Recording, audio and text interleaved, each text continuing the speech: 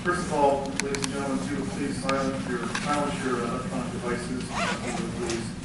And I want to just mention to you that we had a public hearing with the public a few months back. We do that at least once a year. We had a very long public hearing. We heard presentations from over 40 organizations, officials, citizens on a variety of topics. The actual topics are up to order the A to Z, and we enjoyed hearing all that input from the public.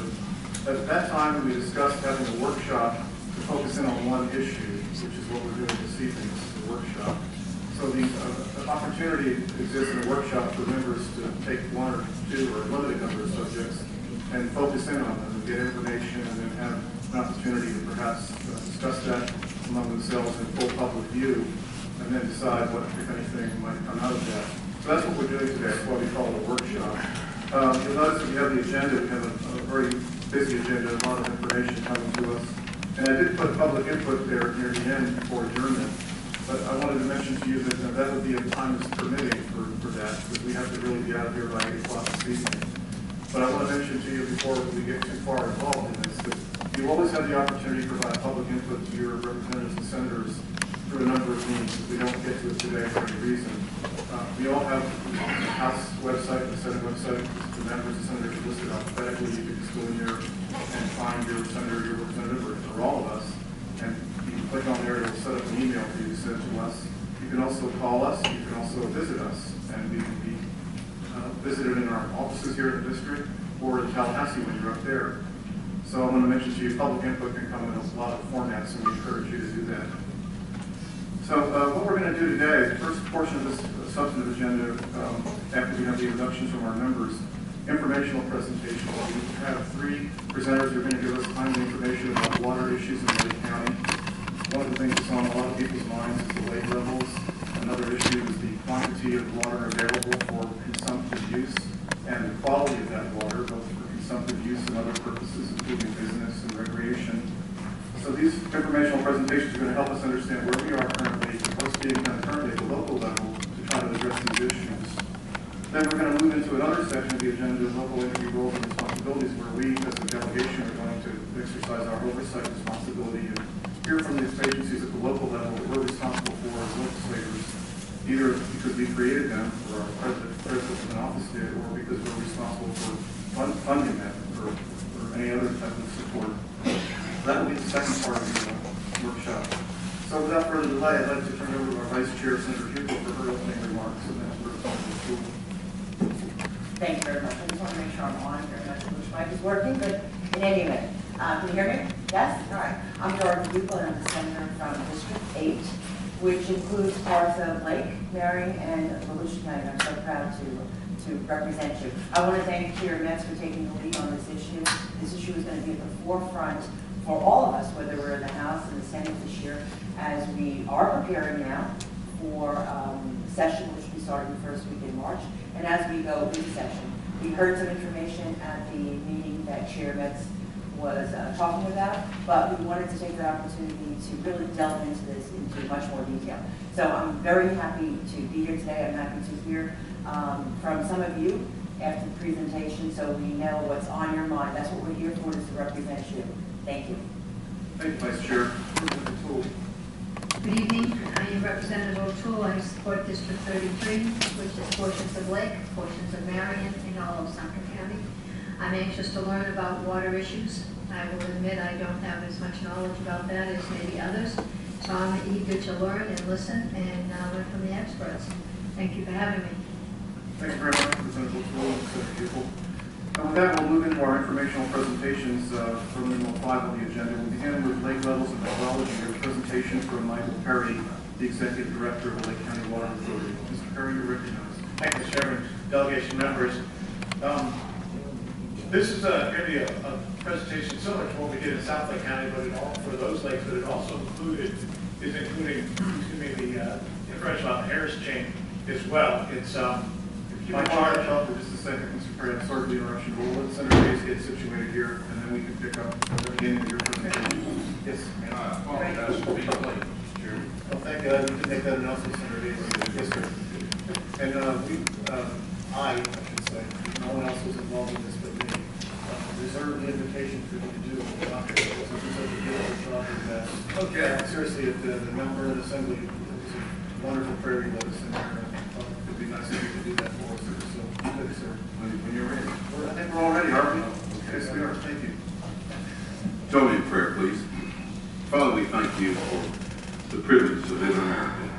Father, we thank you for the sacrifices that have been made by so many before us so that we can enjoy these freedoms. And Lord, help us to never take that freedom for granted. Help us to act responsibly on it and to pass on our children, our grandchildren, those values that make this country great. Father, we pray for wisdom, insight, and understanding about these matters that we're going to hear today. And we thank you for the people that care enough about this great land that you've given us to want to take care of it in a responsible way.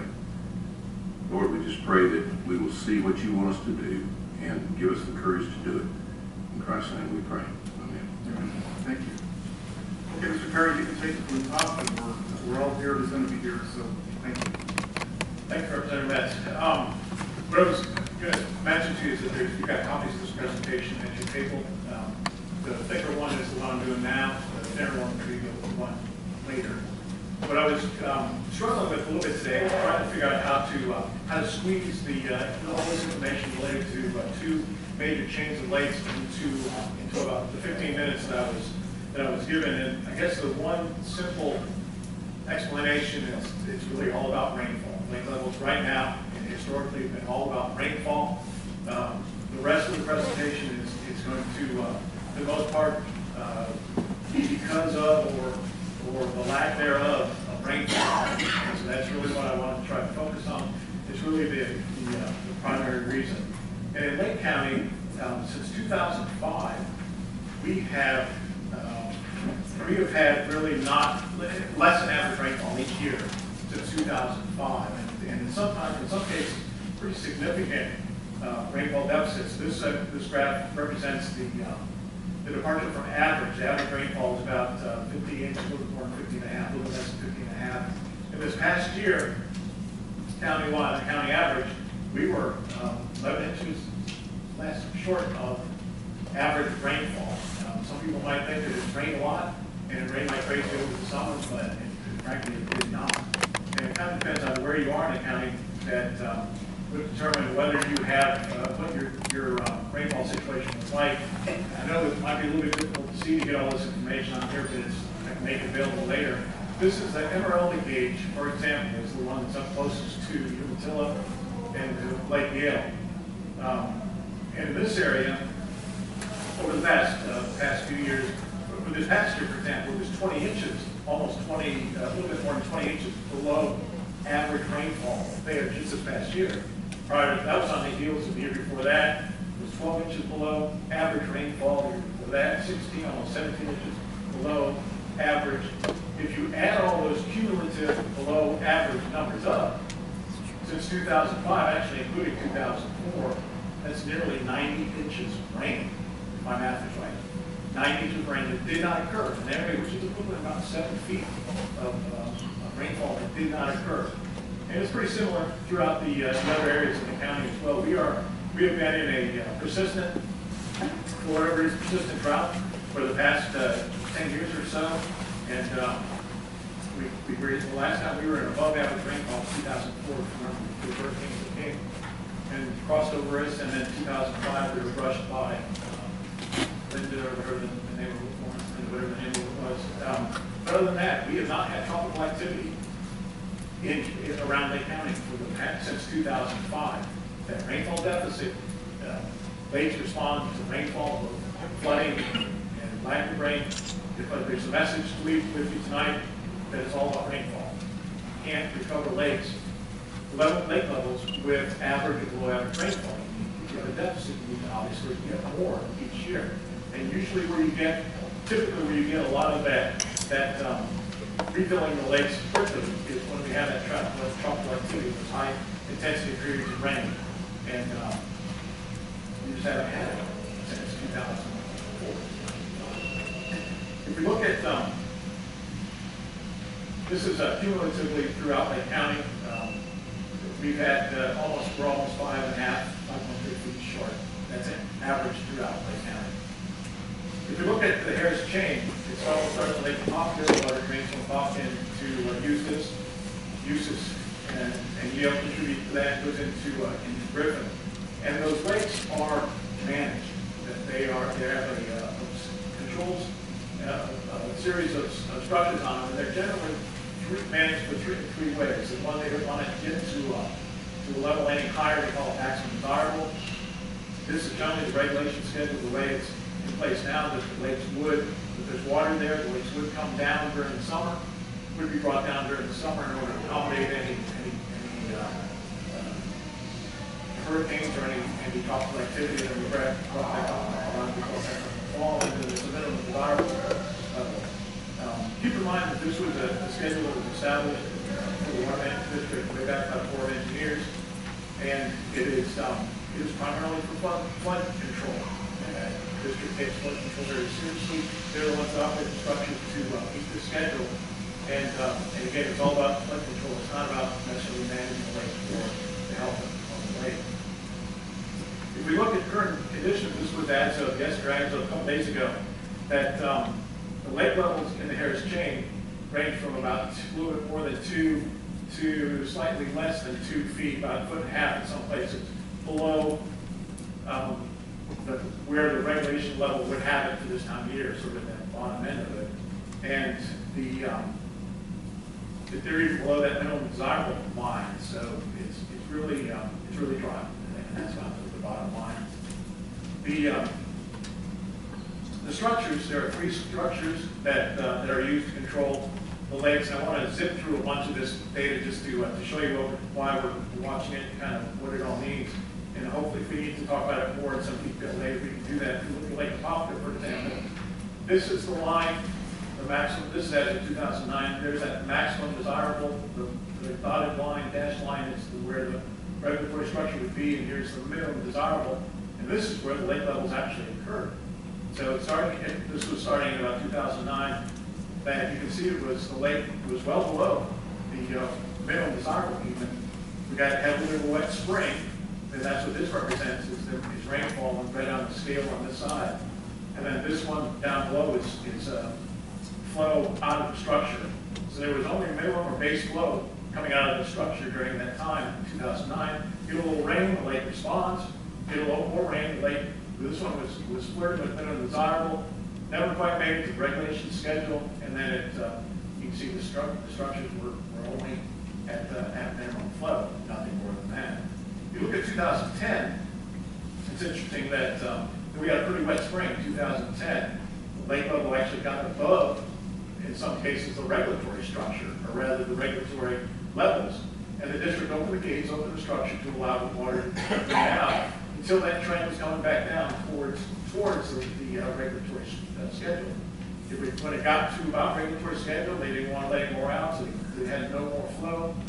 But a little bit more rain occurred in the again, late spring. The lake level shot up a little bit. It was approaching maximum desirable, but still they didn't open the structures until we were at the end of the summer. A good bit of rain looked like was coming. So they opened up to get the trend back down and closed it as it was approaching the regulation schedule. So it's not like the urban myth is that somebody every year at a certain date is opening up construction just like the water out.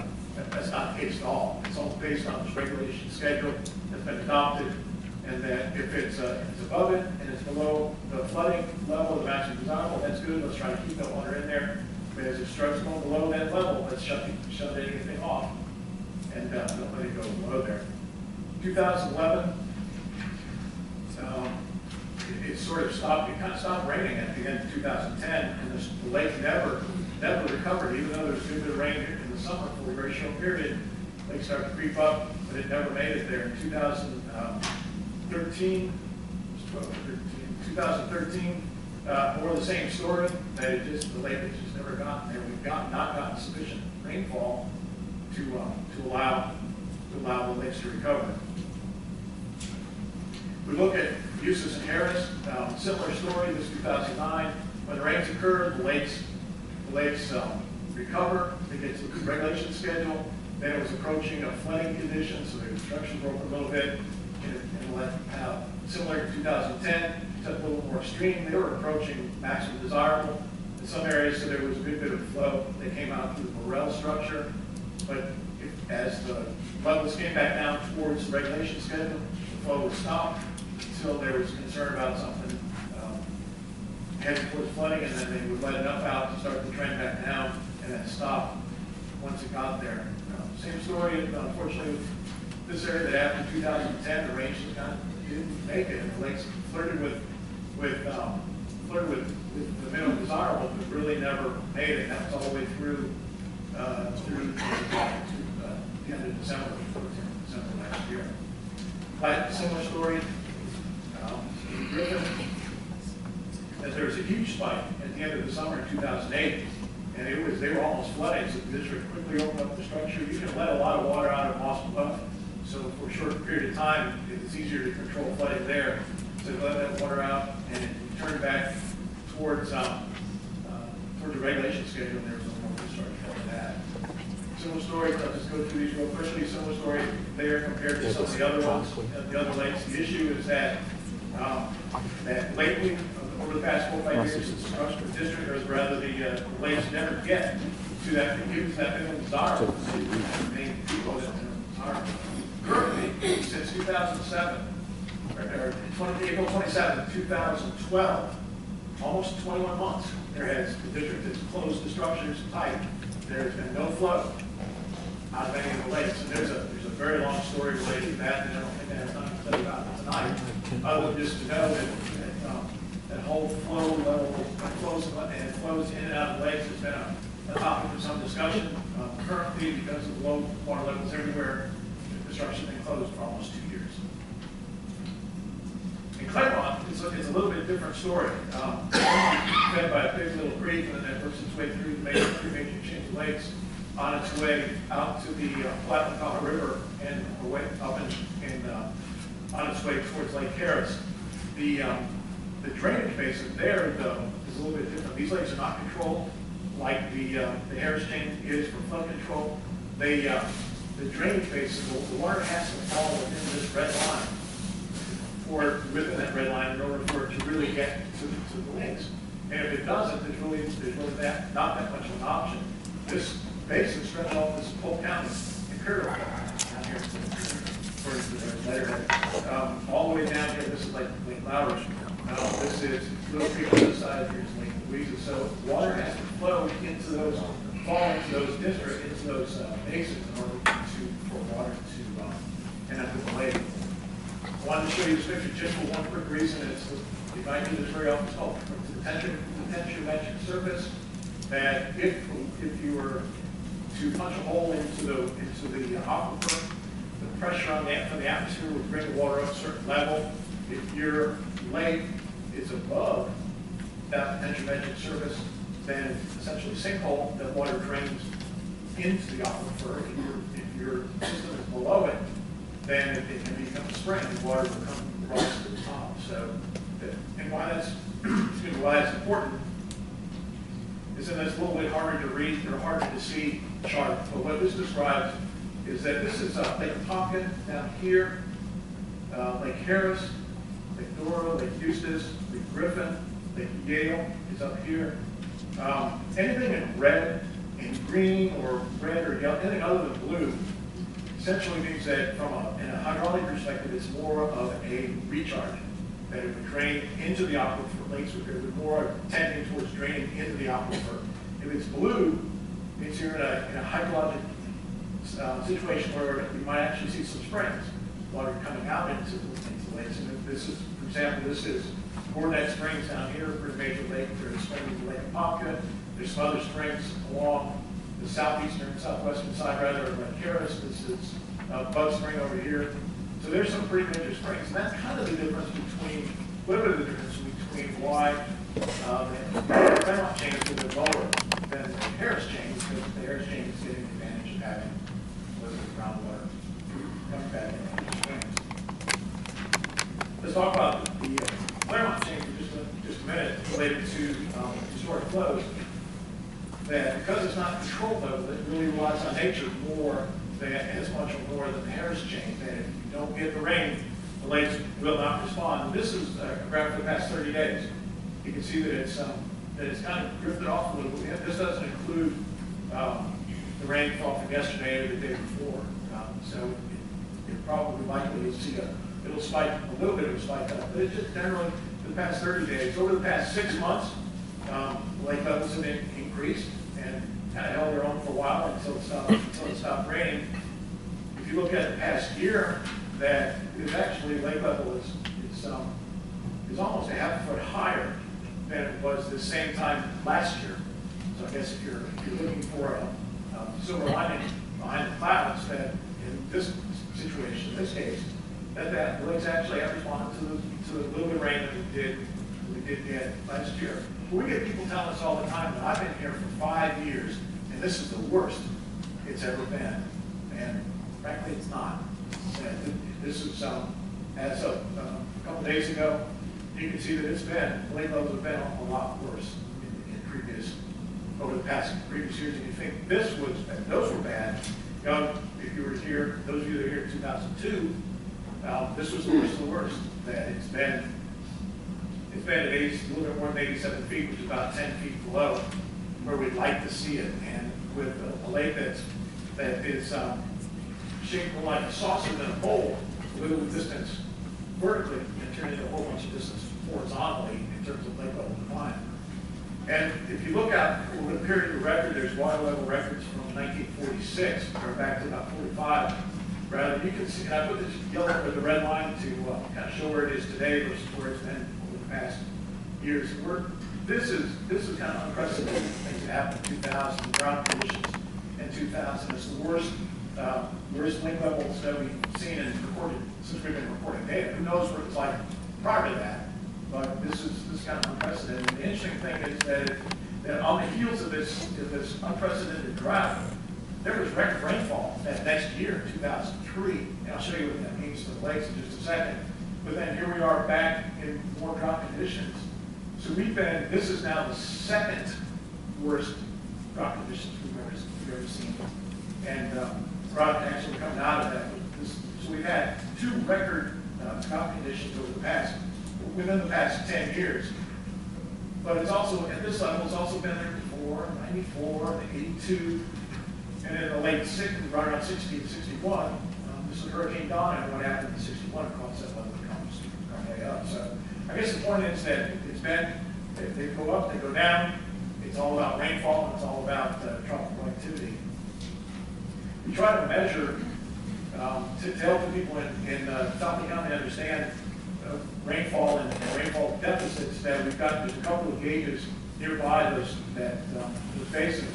They both averaged, or about 60, total cumulative average, about 60 inches of deficit over the past 7 years. And in the Crown Shin, which is out here in the Big Swamp, it's about 47. So there's a significant rainfall deficit. I guess that's the theme of my songs throughout the area. And that's down in that area that with rainfall, and you get water coming into the basins discharge to fill up the lakes, it kind of follows pretty much rainfall. These bars represent rainfall. This is that the high rainfall period in 2003. The basins fill up, the lake levels fill up. But again, it's all about rainfall. This is the worst of the worst of 2002. This is Lake Leola.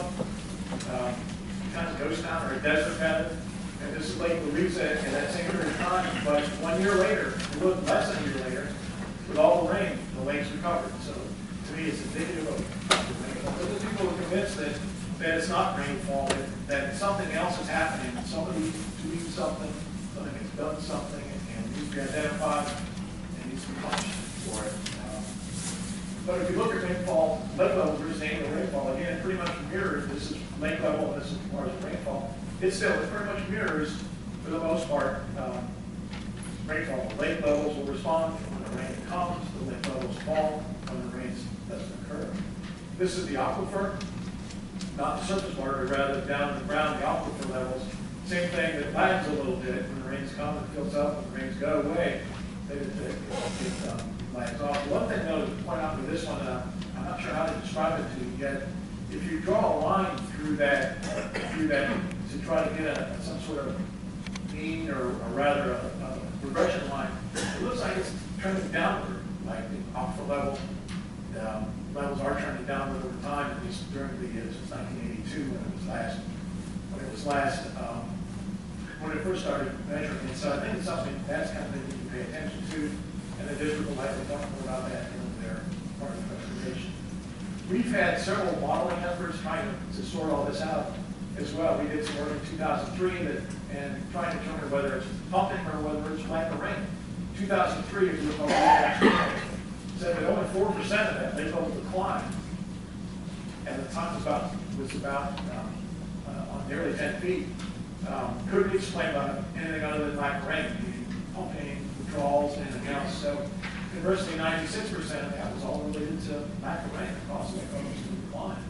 The district just recently did their Central Florida Water Initiative model. They report that it's about somewhere between 5 and 15% of the lake, depends on the lake, would be something explained by something other than rainfall.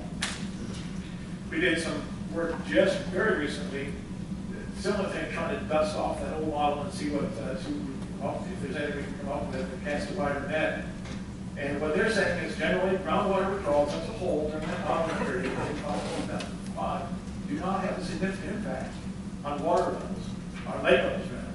That rainfall is a dominant factor in controlling lake levels in South Lake County, but also in North Lake County, but specifically in Lappin and South Lake County, and that the contributions to Big Little Creek and South Lake County are crucial for lake levels to rebound. Am I doing on time? We're a little bit behind. If you could sort of walk us through the last part of it rather briefly, and then we'll come back to questions if we have any. I guess the last message to leave with is that evapotranspiration, just normal rainfall doesn't offset the evaporation rates coming out of the lakes. That USGS is telling us that we get about 50 and a half, 51 inches of rain. That evaporation out of the lakes is closer to 54, almost 57 inches. So average rainfall doesn't do it. We need those pulses of high intensity activity in order to really get the lakes to recover and be able to set a hold their own. And I got some other stuff, but that's the important part of this. So Mr. Chairman, I'll be happy to answer your questions. Yeah, walk us through the rest of the PowerPoint, if you could, just rather than maybe just don't explain as much, and we can come back with questions if we don't understand it. Yeah, I guess the rest of it is related to other influences that, aside from environmental factors, there's some direct influences that we've noticed on lakes themselves, and particularly we looked at residential withdrawal, and particularly related to Lake Minnehaha. There's about 286 lots, 259 homes on Lake Minnehaha that if the average irrigation system,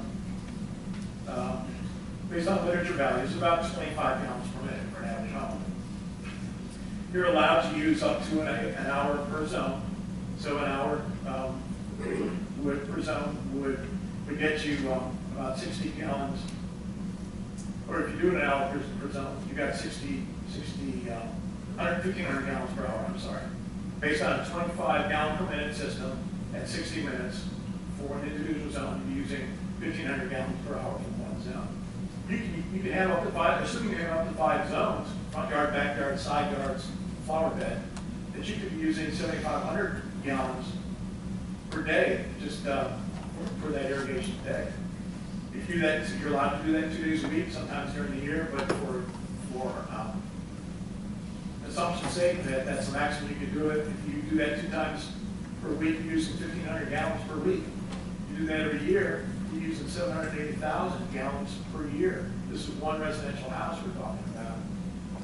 If there's 259 of them, assuming everybody's doing the same thing the same way, that's 202 million gallons of water coming directly out of the lake for the irrigation. Can't imagine. You know, I guess the other part of it is that if it wasn't coming out of the lake, they might use it from potable sources. They might use it from the aquifer, they might use it for something else. So it's really a real trade-off. But I guess you can't ignore that, because that's really about almost 2% of the volume of the lake, of that particular lake, just is being used for operating irrigation for residential homes. And the The other, I guess, the summaries, just in summary, that lake levels are influenced by several things, but primarily it's rainfall. Rainfall is the controlling factor. Groundwater influences and withdrawals at this time don't seem to have a significant impact on lake levels, but the district is going to tell you that they might out into the future if we're not careful. I don't want to steal their thunder, but that's part of the message they're going to bring. And in South Lake County, it's all about Big Little Creek. In North Lake County, because in the Harris chain, because of the lakes are controlled, that's not as significant a difference. And then finally, we're in a drought and continue to be in a drought. And the only thing that's going to get us out of the drought is rainfall. I wish I had a better message than that, but whatever we found is all we've done. But unfortunately, it's all about rainfall. Mr. Perry, thank you very much. Members, questions of Mr. Perry, anyone? Senator Hayes? Mr. Perry, the almost 2%, 1.7% of the lake volume. I know it depends on the soil, but has anybody made any estimates of how much of that water that's distributed on the lawns is going to come back into the lake, not just in runoff, but in seepage down through the soil? There has been, and I'm going to do this off the top of my head, but I'm thinking that it's way less than 30% that actually gets back in. It may be way lower than that. I remember hearing a number about 10% or in that range, 10 to 15% that actually makes it back. The rest of it evaporates. It gets into the plant material, incorporated plant material. It evaporates. It runs off. It's not so even if you get 15 inches rainfall, you might only recharge 10% or less. I can get you a specific number. I'm pretty sure that's Thank you. Anyone else with a question, please, Mr. Perry? Very well, Mr. Perry. Thank you for your presentation. We'll see you in a short while. Before we proceed to the next presenter, members and ladies and gentlemen of the public, I would like to just introduce a few people who came here tonight. I really appreciate their attendance. First is John Nicholas, the Chair of the St. Johns River Water Management District. He's here right now. Mr. Chairman, thank you very much for being here. We have County Commissioner Leslie Campione here. Commissioner, thank you for being here. We have some board members from the Lake County Water Authority here. Mr. Perry works for the board members. I see Carol Maloney. Thank you, Carol, for being here. Mr. John Harris is here. Did I miss anyone from the Lake County Water Authority? Yes, sir. Tell us your name, please. Charles Clark. Yes, thank you for being here, sir. So that's 3 out of 5 members of the Lake County Water Authority here. Thank you very much. And with that, we'll go ahead and, where is he? I did not see him. Well, thank you. You were blocked there. Commissioner Parks, thank you for being here, sir. John Parks, thank you, sir. Okay, we'll move to the next presentation then. This is going to be about the Central Florida Water Initiative, and Tom Bartol, a professional engineer, who's Assistant Director for the Division of Regulatory Engineering and Environmental Services at St. John's River Water Management District, is here to present. Thank you very much for being here, Mr. Bartol. And you're recognized.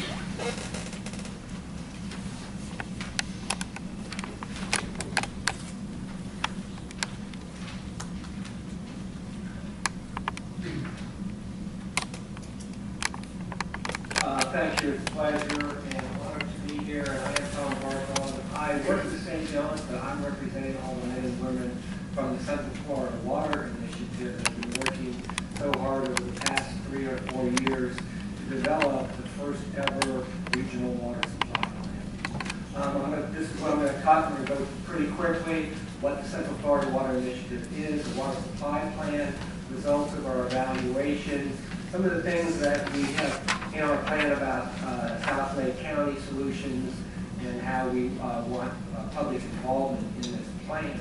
The Central Florida Water Initiative is a collaborative effort, water supply planning effort to protect, develop, and conserve and restore Central Florida's water resources. Collaborative, 3 different water management districts, never been done before, working together with water suppliers, utility, Department of Environmental Protection, Department of Agriculture and Consumer Services, agriculture community, and others, working jointly to develop a plan. In fact, Mr. Miklos is the St. John's representative on the steering committee, the policy portion of that body. Where is the Central Florida Water Initiative? It's generally the greater Orlando area, 5 counties, Seminole, Orange, Osceola, Polk, and South Lake County. Why did we do this? Because water management districts, you may understand, were formed on surface water bodies. In the greater Orlando area, you have the juncture of 3 different surface water basins, but groundwater doesn't, where we get most of our drinking water and our agricultural water, groundwater doesn't honor these surface water boundaries. The groundwater basin covers this entire area that you're seeing right there. This is more than 5,000 square miles, 2.7 million people, and so we decided to get together because we're really focused on groundwater. That's where we get our drinking water and our agricultural supplies in this area. Why did we do this? We are reaching sustainable limits for fresh groundwater. We cannot continue to pump fresh groundwater forever because it has unacceptable harm to the water resource. So as we do that, we need to start looking for some solutions. And we also in this area had overlapping regulatory programs. Now we have one shared groundwater model, never been done before. The 3 districts had 3 models before, one strategy for minimum flows and levels, and as I mentioned, I'm going to spend the rest of my time talking about the regional water supply plan. Interesting, I hear a lot speaking about this for county commissions or cities and city councils or commissions, and sometimes I get questions, gee, isn't growth kind of over? Well, actually, the Bureau of Economic and Business Research at the University of Florida, who we use their demographic projections for this area, between now and 2035, this 5-county area I mentioned, population increased 50%, 2.7 million people to 4.1 between now and 2035. That's the official population projections from the Bureau of Economic and Business Research. And this slide shows you historic water use over time. An important slide, you see back in the 60s in this 5-county area about 300 million gallons. Now we use about 800 million gallons of groundwater from this area, and our projections are that that's going to go to 1.1 billion gallons. And if we do that, and I'm not careful, that will have detrimental effects on the water resource for the area. So this plan is the first ever regional water supply plan, multi-district. It's out right now. It's out for public comment.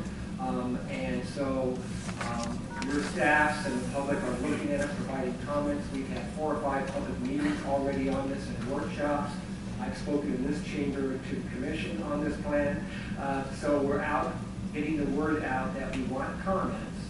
And I'm going to talk about what the kind of the conclusions of the plan are. A water supply plan is a couple things. We project future demand using the existing sources, which is fresh groundwater, and then we do an evaluation to see if we can meet those future, how much of those future demands can we meet without harming the water resource. So that's what a water supply plan does. This is qualitatively the bottom line from those many years of study, which is traditional groundwater can meet some but not all projected needs in this area.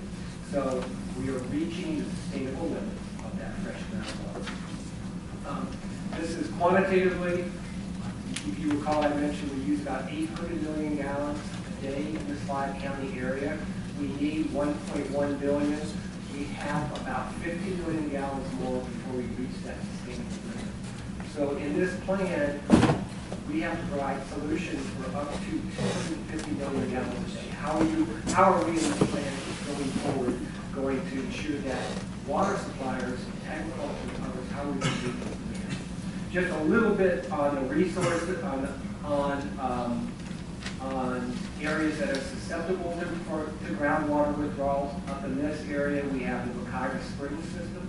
Very direct relationship between spring flow and groundwater levels. If we pump too much groundwater, we can see a reduction in that spring flow. Probably first before we need to see it in the lakes. And then South Lake County, this area along the ridge is very sensitive to groundwater withdrawals, regionally and locally. And those groundwater withdrawals can draw down lake levels over time. We do in the district set minimum flows and levels, but I want, and I do want to highlight that minimum flows and levels focus in on withdrawal effects. Mike mentioned before about the rainfall. We can't do anything about rainfall and lake levels, but we do permit groundwater withdrawals, so minimum flows and levels focus on that withdrawal effects on lakes. We do have some issues that were identified in the plan that I'm talking about right now in South Lake County on future.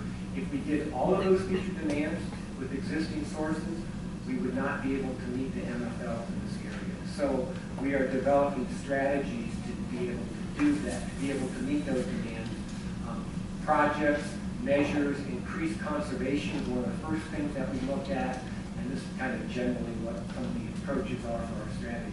We did identify almost 140 projects in the plan. You may be aware that in this region and Lake County, that there's very good use of treated wastewater for outdoor irrigation. And that's what we call reclaimed water. We want to expand that so that all of that wastewater is used for beneficial purposes instead of just putting it to tide, putting it in wetlands, etc. So we in the districts and the water suppliers have identified a large number of reclaimed water projects so we can maximize the use of that treated wastewater. We have identified projects in the plan for Lake County. These are some of them, and we're working with water suppliers in Lake County on projects like this, and I think you're going to hear some of that after in the follow-up. So again, the districts from this water supply planning process are working with our local government partners to identify projects and strategies so that we can meet the economic growth of this area, but we can also protect the water resources of the area. This is just some of our public involvement workshops that we've done, and actually we had one in Lake County in Claremont in December, and the comment period goes through February 20th for this water supply plan, and we plan to bring these to the district governing boards in April or May. So if you or others want to take a look at the plan, it's at cfwiwater.com.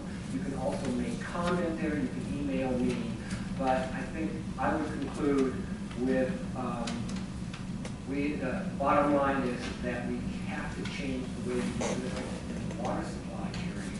We can't continue to pump fresh groundwater. At a certain point, we need to look for alternatives. And that concludes my presentation. Thank you. Members, questions from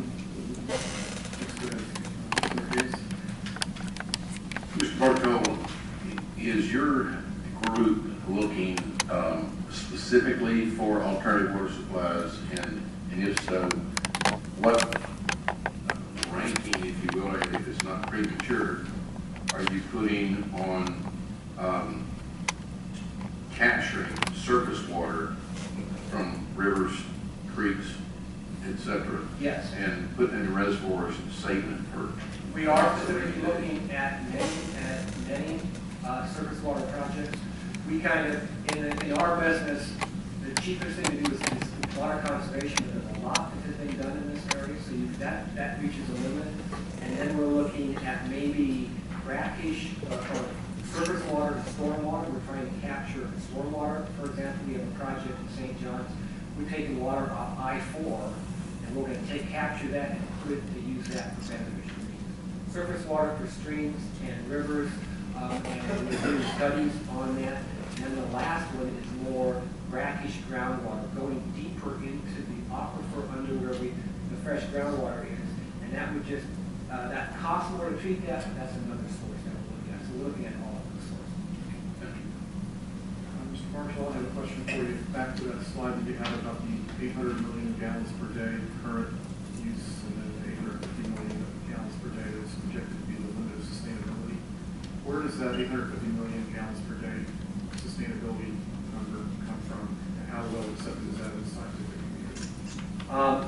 It comes from many years of work of putting those future demands in a model and then doing water resource evaluations to see what the effects are.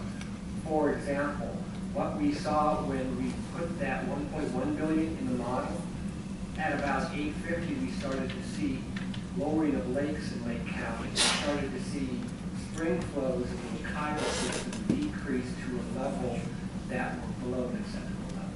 And I think the utilities and their consultants and the districts collaboratively accepted the analysis, and we all participated in it. Right now, we're going to see if we get other comments from other members of the scientific and engineering community, and that's part of this public process. We welcome it. Okay. Oh, Vice Chair.